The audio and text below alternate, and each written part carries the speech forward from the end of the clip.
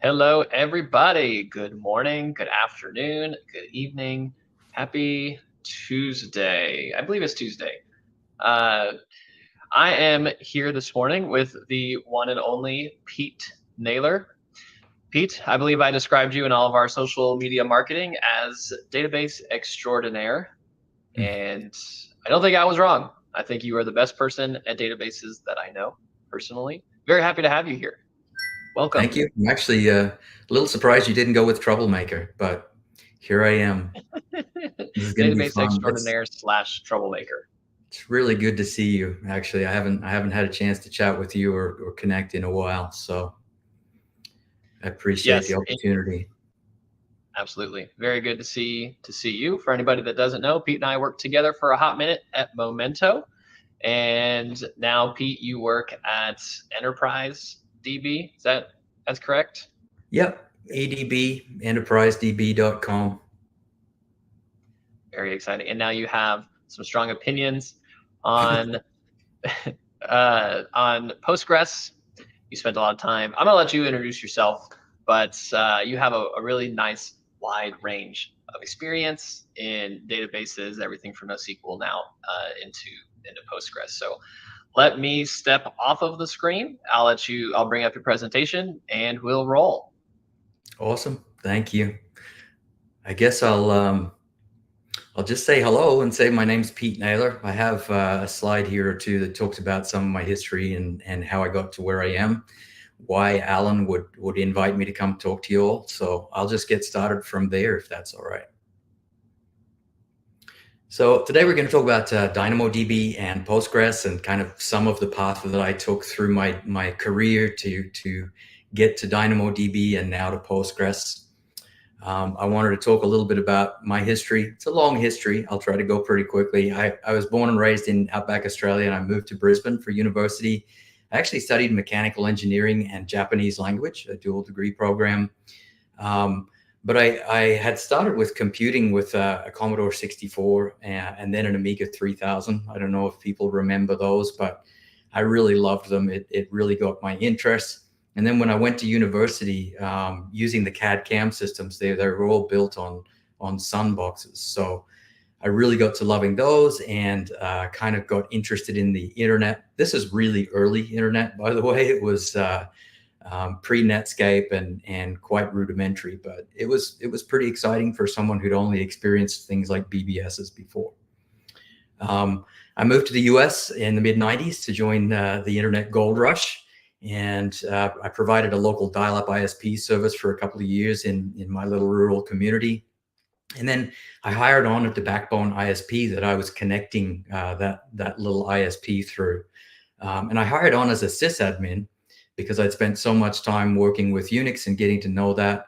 Worked at a company called Northwest Net in Seattle, and it was one of the first commercial ISPs in the area. It actually grew out of the University of Washington. It was originally an ARPANET node, but they realized they wanted to serve companies like Boeing and Microsoft, and they couldn't do that as part of the UW. So I ran things like DNS, Radius, and NTP. I don't know if many people know about that one anymore either. It's Usenet News, email, and IRC. That's another kind of a forgotten service that I loved at the time. But I grew in experience and responsibility through a number of different acquisitions as that ISP space consolidated in the 2000s. And that kind of that progression, that sequence ended after some years as a system engineer for NTT Vario. So I continued developing this love for open source software. I built a ton of C packages as part of my work and scripted up countless automations. I learned to despise building around bazillions of Perl modules. They just drove me nuts. And eventually I moved on to a role managing sysadmins and DBAs at a different company that provided location-based 911 call routing for the biggest cell companies and VoIP companies across the US. And this company was very, very traditional, standard racks in telco-grade data centers. Uptime was critical for them. Feds would actually fine them for downtime. And And I grew through that role to wear an overall enterprise architecture hat. So I evolved the systems there through virtualization with VMware. I moved all of those standalone boxes into a blade chassis, actually a Dell blade chassis, or a number of them. And I designed and deployed a new SAN and tape backup library. So all of this very traditional hands-on stuff. I've never held a software development role, and I've never been a DBA either. But through all of that experience, I got a pretty good understanding of the challenges that are found in those roles. And I have a strong sense for the architectural decisions that result in better durability and availability, scalability. Every now and then, I think I've seen and suffered through all the different failure modes, but there are always new and exciting adventures to be found. After all of that hands-on stuff, often after hours, and all the data center deployment delays, the cloud, this new thing, started to look pretty interesting to me. So I hired on as an AWS technical account manager. And in the first week that I started, I learned that actually I'd be a part of a small team of TAMs, part of an enterprise team, supporting Amazon.com as an AWS customer. So I will always remember talking to some of the other TAMs as I was onboarding, and they all raised their eyebrows and kind of recoiled at the thought of what I was assigned to, and kind of marveled at my little team's bravery. It was a big customer with a lot of unique challenges. Amazon.com, surprising to many, is not born in the cloud. Did a lot of traditional rack-based stuff prior to AWS coming along, and a lot of what they were doing was still stuck in that earlier mode. So I was involved in supporting them through two major initiatives. One was to move in general to be more cloud native. And so they adopted this account per service, per region, per stage type of a model. And then the other one was to migrate off of Oracle and adopt these purpose-built AWS databases, Redshift, Aurora, and DynamoDB. Amazon.com had faced some really big issues with availability due to rapid growth. So to give you maybe some order of magnitude numbers, I probably can't remember any of the exact numbers, but the number of AWS accounts that I was supporting was in the 6 digits. Amazon.com developer teams were 4 digits. DynamoDB tables, another 6-digit number. Amazon.com sort centers and warehouses, there's hundreds of them, and even more hundreds. They were just growing in number in leaps and bounds. And Amazon's Oracle data warehouse was one of the largest in the world, which is a really interesting thing to be involved in. If you want to learn a little bit more about that, you can search out a talk by Jeff Carter on YouTube for information about it. But essentially, what he mentions is that they were in this position where, they were one of the biggest Oracle data warehouse users in the world. And so when some kind of a scaling issue or other problem happened, it tended to happen to them first, and it wasn't a good situation for them. So those were the goals, and some of the challenges that we had to tackle as the TAM team for Amazon.com was, how do we get those development teams to actually use AWS enterprise support? Because it was awfully easy for them to just try and reach out to someone on the DynamoDB team, one of the engineers, and get help. But what they weren't thinking about was there were thousands upon thousands of these developers who needed help, and the service teams themselves couldn't scale to support them at that level. Another thing that happened was we had to figure out some better processes in working with the support engineers to bring their expertise and scale it out across this much bigger ticket load. We had to deal with shortcomings of all of the standard TAM tools. All of those kind of buffed when they were dealing with Amazon.com. So there was a lot of Python programming and a lot of data analytics stuff that I did trying to figure out what was going on and be able to build summaries and give Amazon.com leaders the kinds of insights that TAMs give through those enterprise agreements. And another thing was how to instill cloud native best practices across such a decentralized org. I think Amazon is somewhat famous for these 2 pizza teams, and it really was that way. It seemed like every different little team, every service team within Amazon.com kind of operated independently. So it was hard even to figure out what were the mechanisms we could use to reach all of them to say, hey, we're running a session on DynamoDB data modeling. You should come along and check it out. Or, hey, we've developed this tooling that can kind of look through your tables and give you some early heads up on stuff like you're about to hit your account limits or something. It was just very difficult to figure out mechanisms that would scale around Amazon.com as an AWS customer. But it was all worth it because I think AWS improved because of trying to scale around that customer's needs. So one of the things that I focused on right away was DynamoDB migrations because they were very impactful. Those tended to be tier 1 services. These were the services that had highest demands for availability, for scaling, and they would make the biggest impact on availability and the success of my customers. So I worked on that.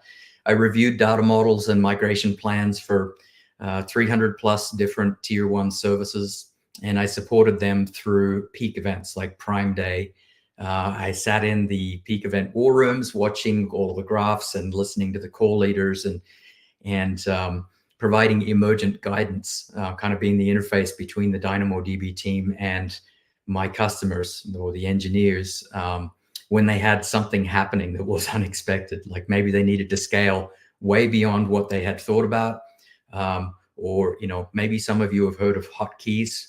That was certainly an issue early. DynamoDB came a long way in addressing some of those sharp edges because of the work we did in migrating these huge workloads onto DynamoDB. So after that migration effort was completed, I became one of the first global specialist solution architects for DynamoDB. And I was supporting some of the largest AWS enterprise customers on similar DynamoDB migration efforts. So the specialist SAs really kind of serve in a consultancy type of a role to work with account aligned SAs that are working with these enterprises. And as this new smaller team of specialists was growing, we each kind of had a handful or two of very big, very important customers that we kind of stood by and took care of through their journey. I provided office hours for data modeling and operations guidance to AWS service teams, actually, who had dependency on DynamoDB. I did this because I had this realization that all of the Amazon.com teams were getting lots of great guidance and help. But AWS teams were also growing very quickly. They were hiring, they were building new services.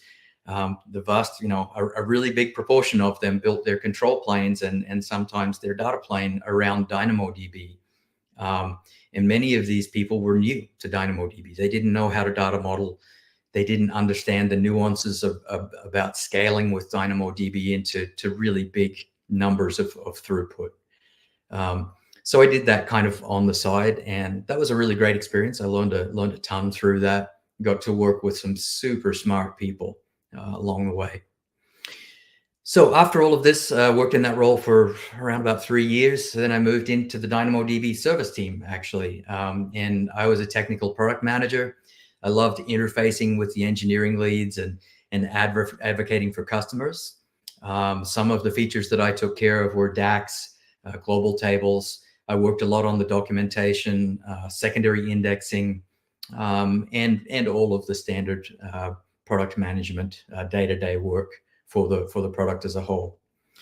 But unfortunately, after a while, it felt to me, and I've heard this from a number of ex-AWS people, it started to feel like the culture of AWS that I knew and loved was changing. And even DynamoDB began to feel a bit day two. The product leadership wasn't really what I wanted it to be. And there didn't seem to be a lot of support for doing a lot of the feature improvements and things that I wanted to get done for customers, things that I'd been hearing about for years, or addressing some of the pricing issues that were apparent to me. some of the practice I was seeing was starting to feel like, for me, at least in my role, I just felt a little bit like it was the bad old days of big corporations. Anyway, it just didn't feel Amazonian anymore. It didn't feel like I was able to make an impact for customers the way I wanted to. So it was time for me to move on. And I know some great Amazonians who are still there. In some ways, I feel a little sorry for them these days, to be honest. It's a rough time, perhaps, to be at Amazon. So next steps, a year of solutions architecture at a startup called Momento with Alan and with another Dynamo character that I knew about, Kawaja Shams. And then I moved on to EDB, or EnterpriseDB, to work on Postgres as a product manager. And that's where I am today. So that's the background that brings me to talking to you about databases. A long introduction, but there you go. It'll maybe explain a few of my opinions or why I want to talk about these things. Okay, so let's start with some database basics. In data, things have historically been broken out into two categories. There's transactional, or OLTP, online transaction processing, and there's analytical, or OLAP, online analytical processing. Transactional databases are generally used as the system of record. They maintain the current state for the applications they serve. And they provide all of those nice ACID guarantees and some predictable behaviors so the developers can maintain the data quality and avoid strange user experiences. Analytics has not had quite the same demands for ACID properties and tended to operate against largely static or read-only data with periodic batched bulk updates. One major difference between the technologies behind OLTP and OLAP databases is the storage format. Typically, it's row-based for transactional and column-based for analytics. Because analytics is often about aggregating data within a particular field across large numbers of entries. So maybe a range of dates or something similar. Having to read through all of the data for all of the associated rows, so not just the field I'm interested in, expands the volume of data that analytics database has to actually scan through. It's not very efficient, which is why the columnar approach works better in those cases. There's another difference, it's indexing. Transactional databases are indexed to efficiently answer a very specific, like a largely known set of queries, whereas for analytics, the indexing covers some known repeat queries, but accepts that many queries can't be predicted, and we'll just have to burn some CPU and some time. More recently, there's been an effort to merge these two worlds somewhat, known as hybrid transactional analytical processing, or HTAP. It sounds great, right? What's the trick, though? HTAP indexes over both the row-based system of record storage and a second copy stored in columnar form. So writes go to the rows first and then are typically asynchronously propagated to the columnar copy. This is because writing to columnar formats and indexing them is more efficient when it's done in batches. So it's important to allow for the secondary copy to fall behind as necessary without impacting those critical writes to the row storage. The analytical queries are typically transactionally consistent, but they are not read after write consistent. So the update you make to a particular row may not be visible when you make that analytics query right afterwards. It may take a little time to get there. So an important thing to recognize is that HTAP is not data warehousing, and data warehouses have become data lakes. Now there are data lake houses. So what's going on with all of this? In a nutshell, data warehousing tracks to the analytical sides of things with columnar storage and parallel processing to deal with these really large volumes of data. ETL, or extract, transform, load, and ELT, extract, load, transform, are processes used to capture an updated view from the transactional data and copy it into the analytics storage. In some cases, the transformations that are applied might be very simple, or maybe there's no changes made at all. So the data copy is being made purely to gain the benefit of a different storage format and indexing that can satisfy, different query requirements, analytics types of queries. So keep this in mind, because I'm going to come back to a realization about this later. As the data lakehouse storage formats have evolved, we've seen rapid gains in functionality. and some consolidation of formats and interoperability improvements.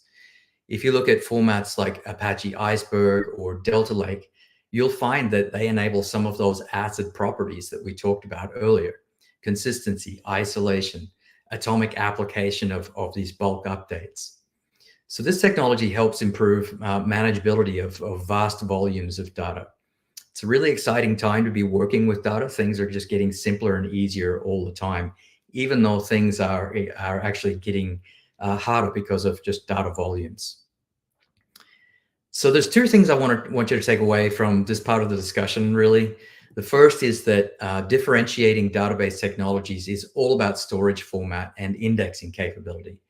The technology and the algorithms here are really cool to study, and there's a lot in common across different product offerings.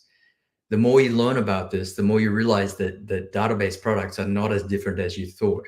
They're all kind of subject to the same constraints. For more on this, I really recommend a book called Database Internals by Alex Petrov.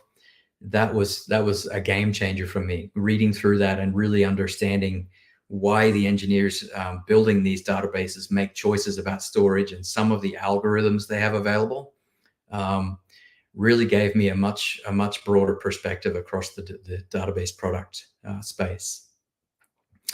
The other thing that I want you to take away from this is it's possible to build different indexing and storage formats into your system of record as something of an asynchronously propagated secondary index. So if you're familiar with DynamoDB, think about something like a GSI. It's asynchronously updated, and it gives you a different index across essentially the same data. And it gives a much more integrated experience for developers, and it shifts the burden of ensuring that things don't break from operators with ETL or streaming change propagation to the experts that are behind the database itself. I think a good example of this would be DynamoDB GSIs.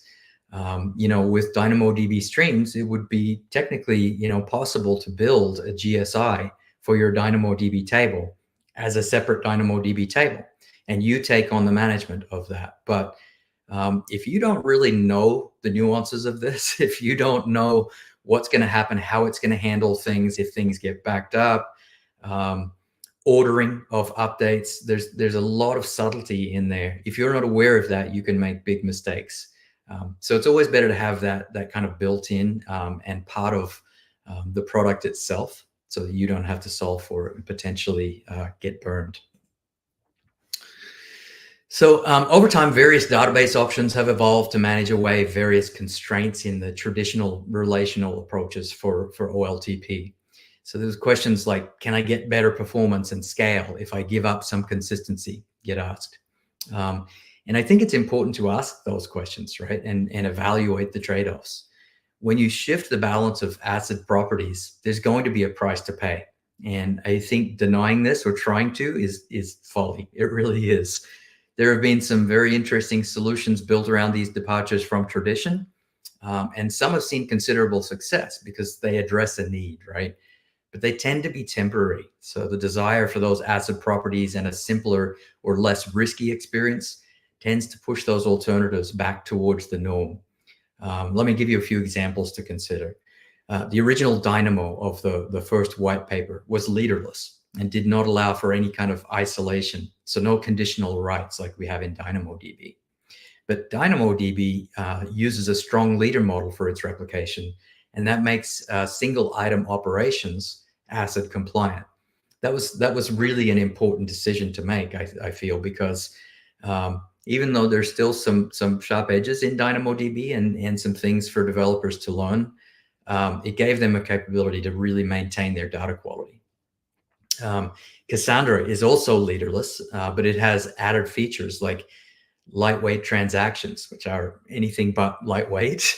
And there is a trend towards using Raft for leadership consensus. If you look at some of the work that products like ScyllaDB have been doing, there's some really interesting stuff there that it just tends to go back to adding these functionalities that were there in the other databases. So, a lot of people have had things go wrong when they're pushing the boundaries of the trade-offs with, oh, sorry, Let me cancel that. That's better. So yeah, a lot of people have had problems when they push the boundaries on those trade-offs with Cassandra, and a lot of people still kind of, who aren't familiar with DynamoDB, tend to paint DynamoDB with the same brush, but it's actually very different in terms of durability and reliability of isolation and those kinds of things. Another example, DynamoDB did not support ACID properties for multi-item operations for a long time, but then they added transactions, and there are some trade-offs associated with transactions. There's limited numbers of items that can be wrapped up in a transaction. There's a latency cost. All of these things, shift the balance somewhat. So transactions help to address the gap and move DynamoDB a little bit closer back to that norm. They also address the need for item potency, which is very cool. Unrelated to those ACID properties, but I think very relevant to developer productivity, Cassandra created CQL to take advantage of the familiarity of SQL. Particle evolved to offer a standardized extension to SQL for managing unstructured or document data, and DynamoDB added APIs to support Particle. Sadly, that's kind of been a bit neglected in recent years. But again, you start with something that's quite different and seems to be on a different trajectory. And over time, things tend to shift back towards that norm, which is a better experience and a less risky experience for developers. So this is not to suggest that there isn't sometimes great value in deploying some of the alternatives. Sometimes they're an operational necessity, at least for a while. But you have to understand the risks and manage for them. Not every developer wants to learn how to use multi-version concurrency control or transactions in DynamoDB. Some think they have come to understand it, and they only find out that they got it wrong when the application sees real load at scale. Ask me how I know. So with the realities of ACID trade-offs and commonalities of the storage and indexing in mind, if we take a fresh look at the AWS purpose-built database story, when I was a specialist SA for DynamoDB, I watched this marketing evolve, and it kind of caused mass confusion for customers and for field staff. It got very difficult to decide which was the right technology for any given use case. And to be honest, I think the confusion continues. There were true believers in any one service that would make a convincing case for choosing their preferred database, and they'd even encourage customers to migrate between them.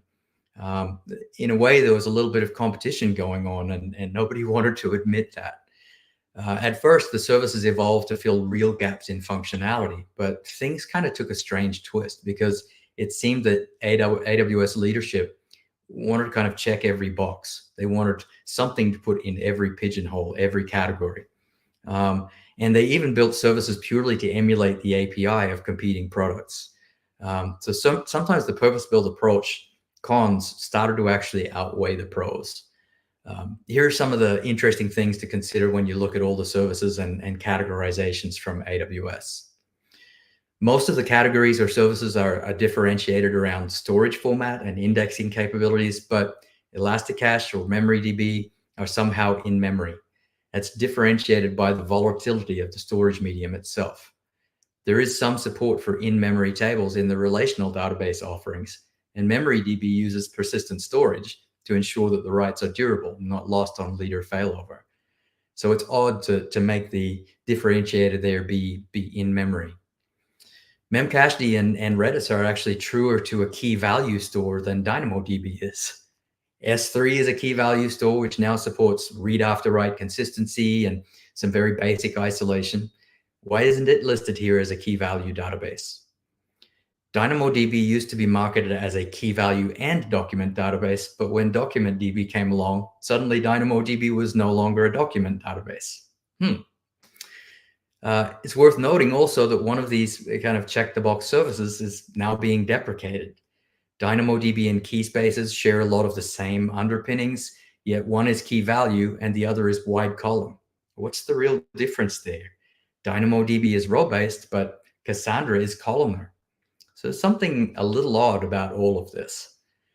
Some of the services are rumored to be built as an emulation layer on top of other database technologies. So what value do these kind of hyped up categorizations actually provide for you, someone who just has a problem they're looking to solve, they want to build?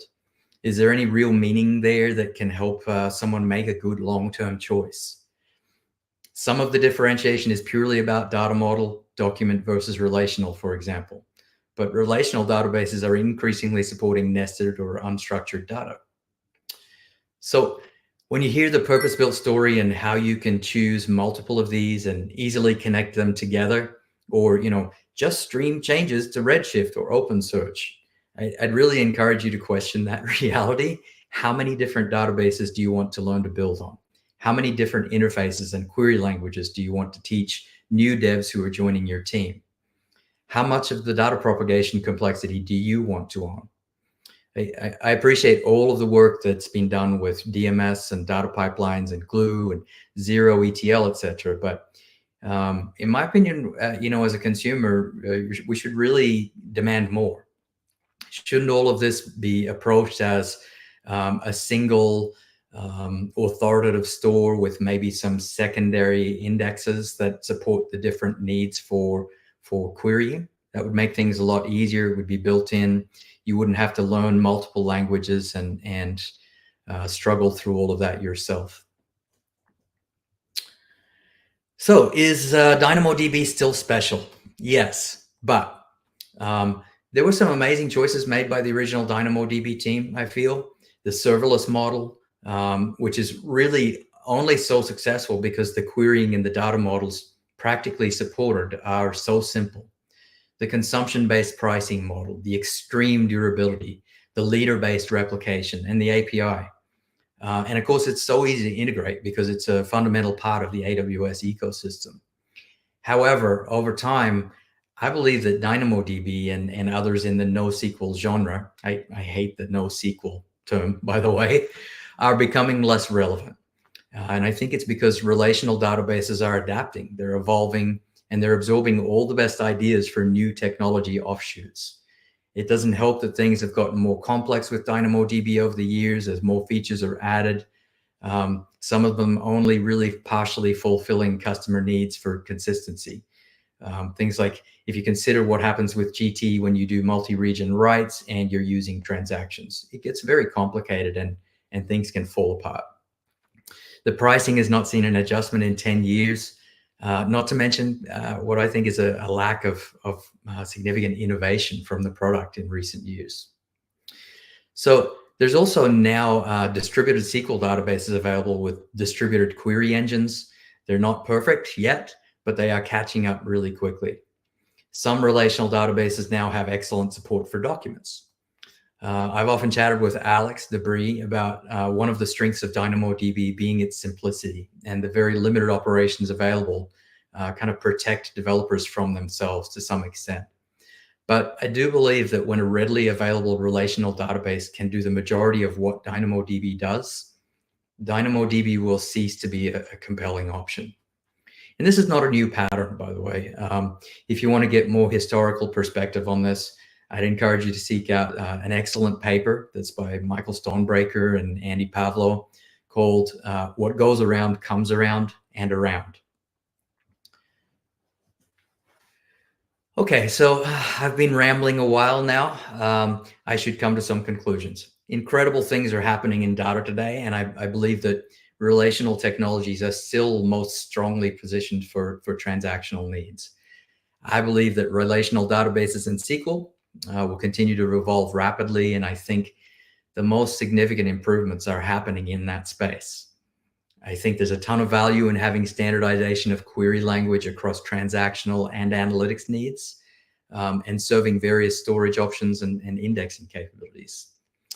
There'll continue to be alternative technologies which solve for particular needs in the short term, but those functionalities will continue to be absorbed by relational databases over time.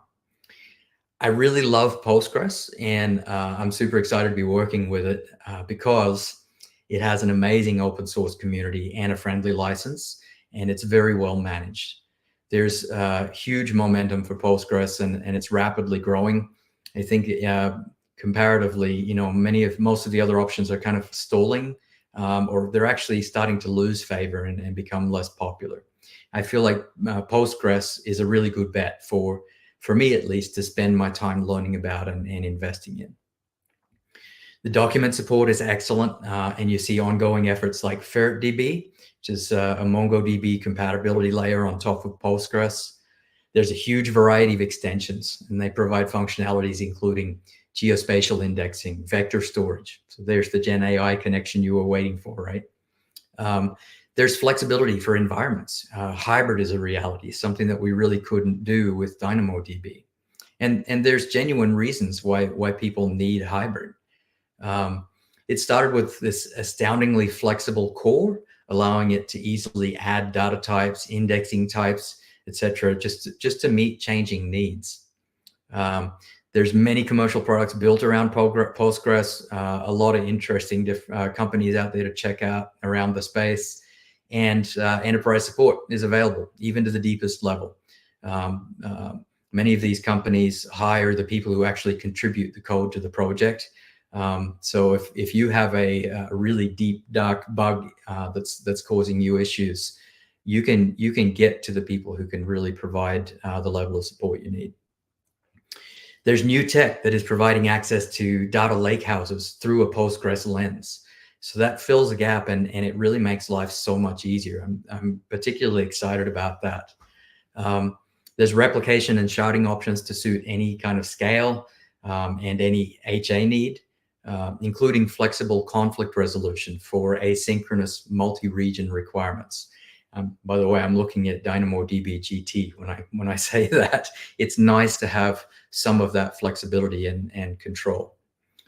Long ago, I tried Linux. I think it was version 0.9 way back in the day. I didn't actually like it. I was a big fan of SunOS and NetBSD at the time, and I thought that Linux wasn't really going to go very far because it lacked certain features, etc., making the direct comparison. But I think we're all aware how that worked out. I've learned from that. I think that Postgres will become the ubiquitous foundation for everything data. It has the community, it has the momentum. And for me, at least, it's really rewarding to be a part of that. So that's all I've got for you today. Thanks for listening. I've linked a few resources for you here, and I'm happy to try to answer questions or chat more later on Discord. Please reach out if you want to chat about data and databases. There's a risk there in that I tend to be hard to stop talking about it once I get started. Thanks for joining. I can confirm that. We did have a really good question from David Baruzzi. I'm going to bring it up on the screen here, Pete. Oh, he said I should have known he would bring the tough questions. It's a good one. It's very practical, and I think a lot of the people watching right now probably are wondering the same thing. But one of the great extension points for DynamoDB is streams. Does Postgres have something like that? And then we had Sam Locke. I'm just going to bring this up real fast, and I'll jump back to David's question. He also asks about TTL. TTL. Okay, so the question being, is there something like TTL for Postgres? Yes, and streams. Yep. Okay, so yes, Postgres actually captures a change log, the write-ahead log that captures all of the ongoing updates, and that's typically used for physical replication. You can also use logical replication, which kind of captures more information about a change that's made. So the actual query, the request, rather than just sort of here's the new version of that row. So you can attach to that change log and use that to create a streaming type of a functionality. There's a number of different tools out there to help you connect through that and use Kafka, for example. The other question about TTL is I'm not really aware of anything that's kind of built in that's just like TTL, but it's a little bit different. Like you can actually create that request yourself, right? Essentially, TTL in DynamoDB is a scan that's going on in the background periodically. It's finding items that match the pattern of being expired, and then making a conditional delete, conditioned on it not having changed since then. It's still an expired view. So you can actually create that and have more flexibility around the timing of it and those kinds of things just by building your own query. In Postgres, you can index around those columns to make sure that it's quite efficient. It's a little bit different in that I think the nice thing about TTL in DynamoDB is the cost savings, whereas at least in the Postgres versions that I'm working with, it's not really consumed or priced the same way. So you can build your own query to take care of that and run it periodically as you need to. We have a slew of questions coming in, Pete, and I hope you have. I already know you're wearing your strong opinion hat. Yeah. So we're just gonna roll right into the next one. Sam asks, do you think RDS, which is the service from Amazon, needs something quote unquote more serverless than Aurora serverless, or is it fine? To be completely honest, I haven't really tracked Aurora serverless very closely. I know I looked at it when it was the V1 that I think a lot of people liked and were sad to see be deprecated. But I think it would be great to have something that is more like one of the distributed SQL products that are now out there, in a fully managed serverless type approach on AWS. I do think that there's an opportunity to build something that could support distributed queries and all of that sharding, and present that in a serverless model. I think it would be really, really hard to get it right to the extent that DynamoDB has, just because there's so much variability in the queries that you're going to have to support. You could certainly build in constraints around that and add indexes to avoid that, but getting serverless right is really hard around things like noisy neighbors and controlling for latency and quality of service. So I mean, when Aurora serverless first came out and I was part of the DynamoDB team, I looked at it and I thought, well, this is not really where I want it to be for serverless. But the flip side is that I think it's actually just really, really hard to get that experience right for a relational database if you expect that relational database to carry all of the different queries that people could throw at it. I think there'd be a lot of trade-offs to make there around latency and performance and building a buffer for scale and those kinds of things that I understand why it's challenging. So hopefully it will get better over time. Here's another one. Strong opinion alert here, Pete. Oh. So Guillermo asked, if I change my Redis to DynamoDB or RDS, which one should he pick? And I think this is along the lines of when you were talking about like what's a real KV store. I think that's probably where the roots of this question are from. So the question was, if they change their Redis to DynamoDB or RDS, what was the end of the question? What should he choose, basically? I think he's asking what you would prefer as a Redis alternative. Yeah, I think I would look closely at RDS and being able to do something in memory. Presumably if you're switching from Redis to a DynamoDB or an RDS, you're looking for more guarantees around durability of writes. The kind of stuff that MemoryDB provides. I think actually when I look at MemoryDB, a lot of people when it first launched were a little bit puzzled by it, and I never really understood what the value was there. But it's actually a really unique and powerful service, I think. It adds that durability. It means that if you make a write to a particular item, or a key, I guess, then if that leader node fails right then, before you actually start making changes to whatever it failed over to, you will actually see the latest view, which is important for some use cases. So if that's something that you need, I think RDS or DynamoDB is a pretty easy shift in that it's still kind of key value. If you want more flexibility for your queries and a little bit more power around that, then I would say RDS is probably a good approach. The only thing that I would say, or the reason that I would say maybe think about RDS is just the cost implications. A lot of the time with Redis, you're supporting super high query throughput, and that can get expensive with DynamoDB. Whereas if you've kind of provisioned or you've captured some of that in a RDS cluster, it can absorb really pretty high throughput over time and have a fairly consistent cost associated with it. RDS tends to actually gives you a little bit of a blend of the two, in that DynamoDB doesn't really have that caching capability built in, whereas relational databases do. So they have the durability, and then they kind of automatically use caching that you don't have to configure separately. With MySQL, I know, and even to some extent Postgres, you can also use in-memory tables. So there's a lot of flexibility there. I would probably start by looking at RDS, but I don't know the use case. I'd probably take a look and maybe let cost be the determining factor.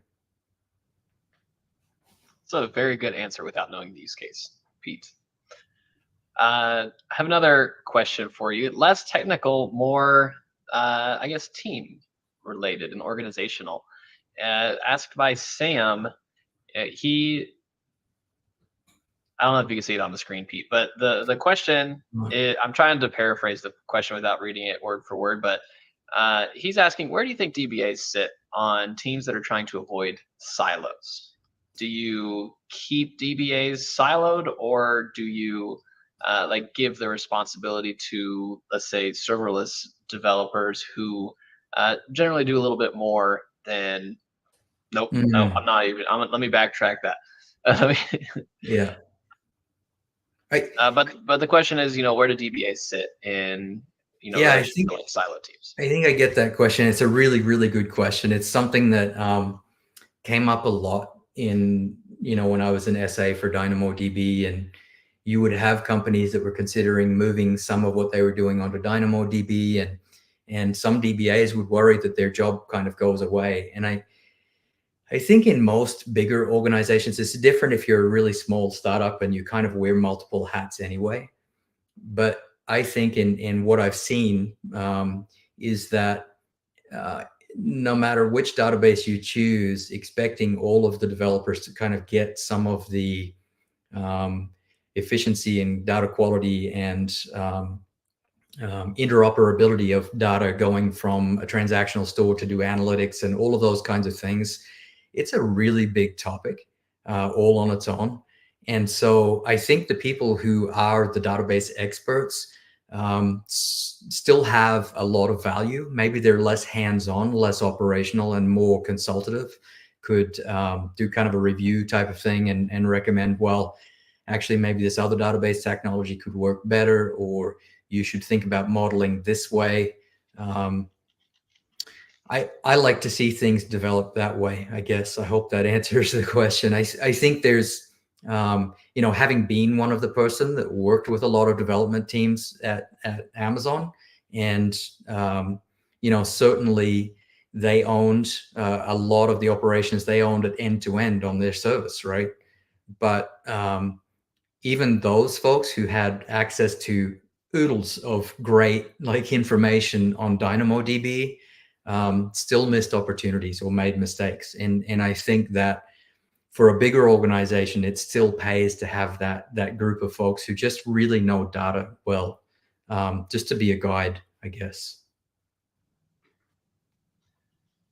So I have a two-part question asked by two different people that kind of builds on itself. So the first part is from Michael, and he asks, is it fair to say that companies like Neon, Zata, Vercel, they're raising the bar on what Postgres options should be?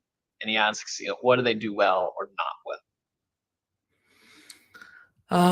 Yeah, I think that's definitely fair to say. A lot of these companies, like my own company, one of the things I love about Postgres and the way the community works is that um, it's really hard to find a balance when you're working with open source software to be able to actually make a living at it. And in a lot of ways, if you want the expertise, the people who want to commit the time and work on these projects, you kind of have to pay them. They have to earn a living, right? So finding that balance is really important. And I think that all of these different companies that are building commercial products and services around Postgres are contributing in one way or another. I don't know that I know the inside out of each one of the different products, but I really do believe that they're all raising the bar and pushing Postgres forward, which is another reason that makes me think that Postgres is just going to continue to grow and gain momentum. So here's the kind of second part to that, Pete. Sam asked, are you worried that these third-party Postgres providers, that they're sharing public APIs to access their database? He thinks that it doesn't feel very secure to be able to, access it directly. I can see why it might feel that way. I think it would come down to the details of exactly how that's implemented. Honestly, you could kind of look at any one of the AWS services in a similar light, I suppose. It's all about making sure that it is secure enough. I think there are ways to solve for that address the risks, but I don't know specifics for each of those in particular. I think, certainly company I'm at now, many of the customers are very heavily regulated and have reasons that they need to run on-prem, for example, and some of them are air-gapped, right? These are federal entities that need a super high level of security. And I know that, when I started at AWS, we didn't really want to hear that was something that really was a problem or needed to be addressed, or that there was more risk in the cloud. And so much of that is addressed, right? But I do think that there are certain scenarios, certain places where it just does make more sense to be disconnected. Gotcha. I have two more questions. Yeah. If more roll in, then more roll in. But two more questions right now. So you've seen AWS starting to deprecate a handful of services, kind of a first for them. So there was a question in here. Do you think DynamoDB will be discontinued by AWS within the next 2 to 10 years? Oh boy, 10 years is a long time. I would say 2 years, definitely not, just because I know the extent to which everything is built and backed by DynamoDB internally.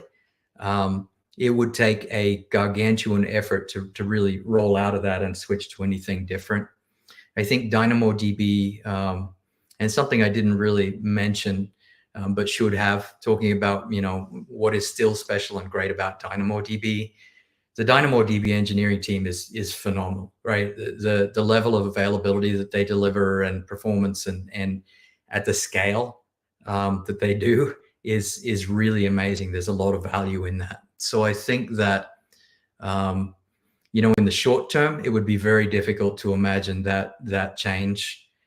I think within a 10-year window, maybe things could be different. Maybe there could be different newer technologies that maybe relational technologies kind of evolve and become more distributed. And 10 years is a really long time. There's a lot of smart folks working on this. So there could be something newer and better that comes along. And maybe within a 10-year window, it might be possible to kind of make that migration. I would never present it as a worry that would make me want to rush to migrate off of DynamoDB if that's where I am today. Gotcha. Yeah, 10 years, very long time. That's Yeah, in cloud years. That's a long time. that's a super long time. Yeah, there you go. Michael just said 10 years in tech is 100 years real time. Yeah, Yes, yeah, very I true. agree. It's hard to say Okay. never, right? But it could happen. Could happen. I don't see that being very likely. I know that I had an internal view to SimpleDB, and it hung around for a very long time. I think it's kind of on that deprecation path, or has been for some time, but it's still there. It is interesting to see kind of what seems like the first time for me things being deprecated, and um, I can see why that seems a little bit strange to a lot of people. Maybe causes some concern. All right. So the last question that I have for you today, Pete, it's Hmm. a back to basics question. And, I think that you've convinced a lot of people to start trying Postgres. Hmm. So the question is, what's a good way to start? You mentioned a book. Do you have other resources or tips for people who want to start getting into that game? Yeah, I mean, there are a ton of different ways that you can try Postgres easily and at very low cost. There's a bunch of different companies that offer free accounts, free trials. There's some serverless options now, um, and a lot of the folks I think on the call are very much familiar with AWS. So there's plenty of options to be able to actually play with it, go hands on, pretty cost effectively. Um, as far as actually learning how to administer it and get to know it better, um, the one resource that I actually added here, and this is not a plug for EnterpriseDB, but there's a lot of really smart folks that I work with that have been around the Postgres scene for 20 years or more, and they created these training modules that most of them are generic to Postgres. They're not specific to EnterpriseDB. So I would check those out. They're really nice, high quality materials, and they are free. So I could definitely recommend that. Join the Postgres mailing lists. There's a bunch of them. There's some of them about how to administer Postgres. A lot of great questions that come by, and I think a pretty good community of people that are always willing to help. All right. So that's it. That's everything that we have, Pete. Thank you. Super useful. I feel like you got a lot of gears turning in the people that are watching. We don't usually have this many questions at the end of the session. So I think you did a Yeah. really good job making people think a little bit differently today. I think it's important to know that even though I'm a huge fan of DynamoDB and I love a lot of the folks that are on that team, at no point did I ever think, well, DynamoDB is the one and only like be all database option. I always liked Postgres. I loved the Aurora migrations that I got to be a part of as well. So the whole database space is really interesting to me. For now, I like Postgres because of all of the options and a lot of things that I can learn about it, and I'm excited about the future with it. If you like databases, you should spend a little bit of time learning about it. All right. And on that note, I'm going to sign us off. So thank you again, Pete. This was fantastic. And you are lurking in the Believe in Serverless Discord, right? You are there if people have follow-up questions? I am there. Discord is something that I kind of check in on occasionally when I remember to look there.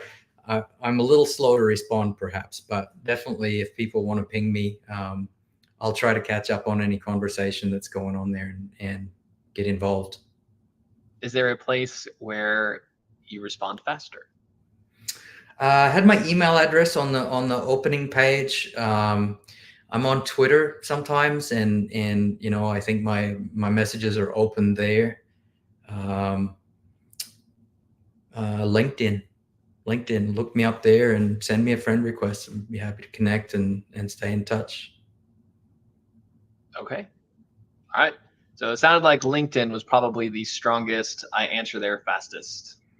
Probably Yeah. so. Yeah. Okay. Yeah. All right. Well, thank you, Pete. Cool. Appreciate the time. Really And great to see you, Al. yes, you as well. All right. We'll talk to you later, Pete. Bye all.